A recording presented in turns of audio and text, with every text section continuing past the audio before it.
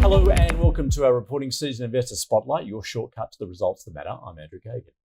Let's begin with Woolworths. It's posted a 17% drop in full-year profit to $1.39 billion, also reporting a weak start to the fiscal year of 26 on the back of slower than expected sales growth in its biggest earner, Australian Food. Sales at that unit growing just 2.1% in the first 8 weeks of the business year. Overall group sales for the year grew 3.6% to just over $69 billion. It has declared a final dividend of 45 cents a share, 21% lower than the 57 cents declared last year. Flight Centre's profit has slipped after a weak fourth quarter as geopolitical tensions dampened travel demand. Statutory profit fell slightly to $213 million. Earnings are running ahead of last year by the third quarter, but dropped sharply in the final months of FY25.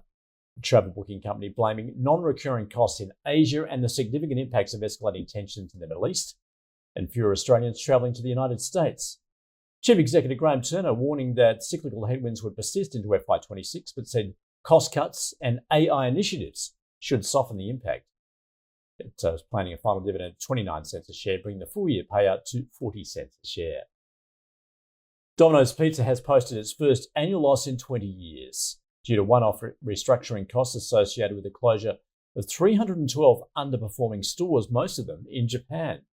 Network sales for the year were down just under 1% to $4.15 billion, while earnings before tax were down 4.6% to $198 million. The fast food chain saying a strategic reset is underway, with the board saying retained earnings will be directed towards paying down debt and reinvestment. Same-store sales are down almost 1% in the first 7 weeks of FY26, below consensus expectations of 3.1%. Domino's will now distribute an unfranked final dividend of 21.5 cents a share, lower compared to the previous period. And Sigma Healthcare has delivered its first full-year results since the reverse takeover of Chemist Warehouse, reporting strong earnings growth, statutory revenue jumping 82% to $6 billion, while statutory NPAT dipped 2% to $530 million. Sales rose 14% to $10.3 billion, including 11% lift in like-for-like sales. It said FY26 had begun strongly, with double-digit sales growth and reaffirmed plans for store expansion, private label growth, and delivering most merger benefits from financial year 27. It's declared a fully franked final dividend of 1.3 cents a share.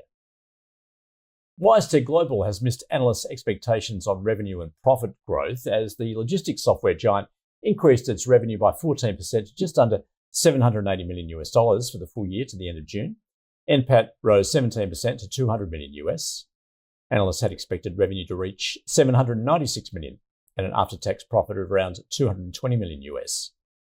WiseTech saying its new CargoWise commercial model is ready to roll out, which is expected to drive long-term product adoption, along with deep AI workflows.